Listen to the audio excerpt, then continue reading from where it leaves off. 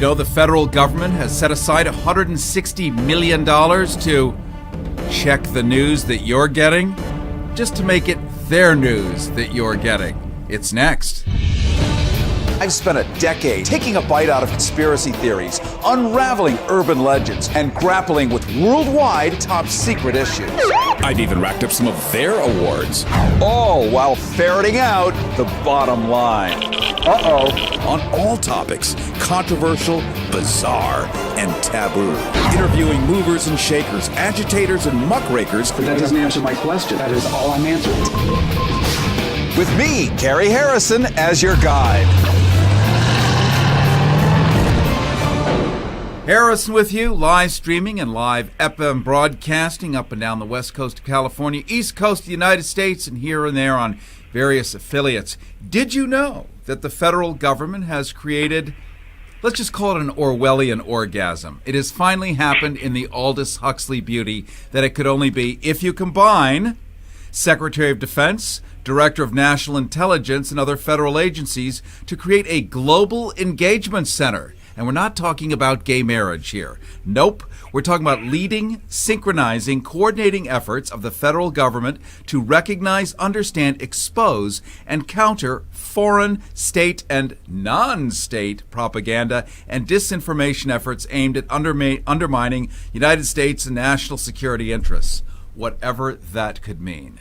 It's an alert, a call to action here, and I want to introduce to you Rick Sterling. He's a retired electronics engineer who worked, now it does sound like a dating game, doesn't it? Retired electronics engineer who worked 25 years in the space science and electronics industry, now works as an investigative journalist.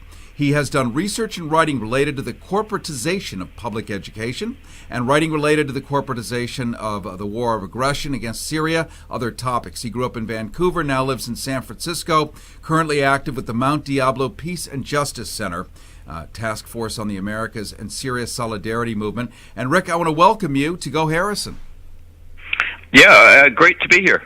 And we're talking now for real about finally getting all the government's arms and legs, hair and teeth, pudenda, to interrelate, to coordinate, to figure out what their version of propaganda is, or perhaps to declare real news as propaganda if it doesn't fit the new government's narrative.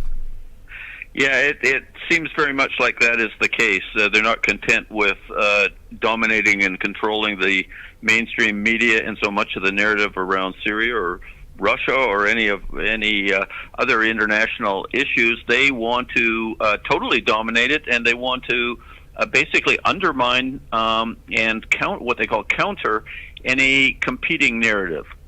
And we saw Rick Sterling back in the Bush administration when it was the Patriot Act or other National Defense Authorization Acts, even the one that Bill Clinton signed in 1997 that allowed the school system to receive tanks and landmines like they do here in Los Angeles. Landmines and minesweepers, by the way. We have seen some of the tanks. They're very, very sexy indeed. Pardon the sarcasm. I just can't help it because it's real. When I read 1984, which was written in 1948, it was about an impossible future, and it was grim and scary, and now we do, in fact, have iPhones and cell phones and GPS monitoring, and the laws have changed through the NDAA, which is basically the Pentagon's legal pad here, where they can reframe just the information you and I might want to put in the newspaper. Right. Now, this was it began as a bill in Congress in March. They called it Countering Foreign Information and Propaganda, or Foreign Disinformation and Propaganda. And then it was basically rushed through the House and the Senate in early December, and President Obama signed it on December 23 when nobody was paying attention. It's buried deep in the National Defense Authorization Act, and it basically mandates $160 million to start with. They want to have this global engagement center up and running in 180 days, and they're throwing in a $20 million slush fund that will be provide funding to NGOs and private contractors who can assist them in countering what they deemed to be disinformation and propaganda. You know, I remember, and it was when Swingin' Dick Cheney was at the helm and George Bush and the rest, if I remember, it was Negroponte came up with TIA, Total Information Awareness. Yes. Yeah, yes. remember that? Yeah, I do. And I think they changed the name and they kind of put it through anyway. And this is very much along those lines. And just like you're saying, it is Orwellian. War is peace. Peace is war. And of course, what's dangerous here is that we don't have an objective evaluator of what is propaganda. It's sad to say our government has a very solid track record of basically misinforming the public when they want to do something and they want to win public acceptance. Of course, one of the big examples is the weapons of mass destruction, which never existed, or they did not exist in Iraq, but that was the justification for the war, which to this point, the tally is still running, but it's at $1.7 trillion that operation cost. And the interest on that alone is enough to buy at least 300 fleets of yachts for all of us that actually care.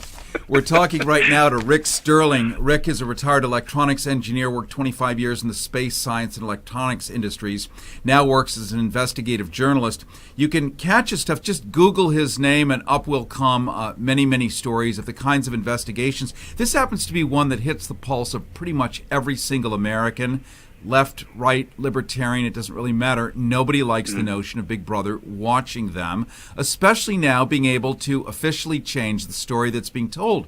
Interestingly enough, Rick, I was talking to a German named Jan Tüssing just a while ago about his sense as a German looking at Donald Trump's playbook of how he was, campaigning and the tone of the conversation, what some people consider racism. I'm sitting next to a person from another culture over here. I think he thinks that probably it's racist. I'm a gringo, so I think it's also, to me, it seems racist. And the German guy was saying that I have no idea now. My train of thought is totally derailed, Rick. Right all over the tracks. So let's go back to you, shall we, so that we can make sense of the senselessness of this. We're talking about the NDAA, National Defense Authorization Act, which President Obama signed in the wee hours, that now allows various government arms even more than ever, bigger, bolder, brighter, and in greater technicolor, not only to observe and monitor, but now to probably remove, to spike stories, to deselect them from the public narrative if they decide, like the Patriot Act, they decide that it's not in the interest of the federal government. The U.S. media is crying crocodile tears for armed opposition for terrorists who are directly connected to or are actually part of Al-Qaeda in Syria. Jabhat al-Nusra. We're out of time here. However, we can't stop right this second because it's very important. So the U.S. government is aligned with Al-Qaeda. What's the payoff?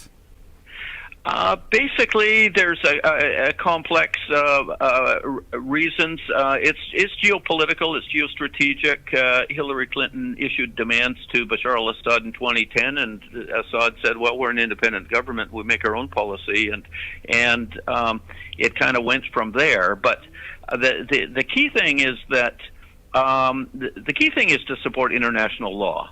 I mean, we're wasting a ton of money here as U.S. taxpayers, overthrowing governments and countries left and right, resulting in the death, mayhem, and destruction. Look at Libya. When was the last time you heard Hillary Clinton or Barack Obama apologize for the overthrow of the government there, which is now in complete chaos? They used to have the highest standard of living in northern Africa, and now it's a mess. Yes. And they apparently want to do. They have not apologized. They have not poured money into stabilizing the situation. No, so you've had an explosion of terrorism in Libya, and the same thing has gone on in Syria. I've got a photograph of a truck that's got mounted with heavy-duty weaponry in the back of the pickup truck, and you look carefully at the photograph, and the truck has California license plate.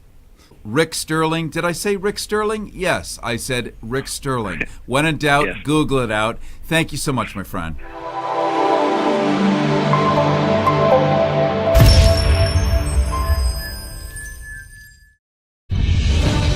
I've spent a decade taking a bite out of conspiracy theories, unraveling urban legends, and grappling with worldwide top secret issues.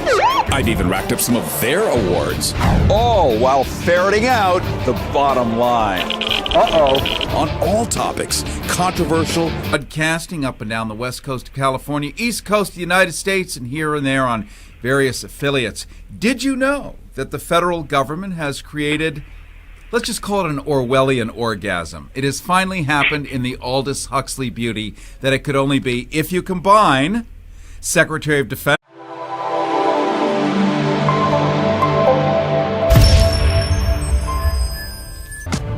Did you know the federal government has set aside $160 million to check the news that you're getting?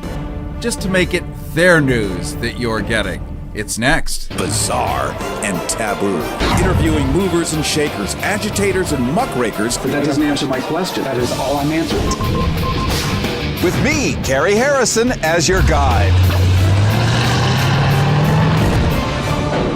Harrison with you, live streaming and live FM broadcasts, Director of National Intelligence and other federal agencies, to create a global engagement center. And we're not talking about gay marriage here. Nope. We're talking about leading, synchronizing, coordinating efforts of the federal government to recognize, understand, expose, and counter foreign, state, and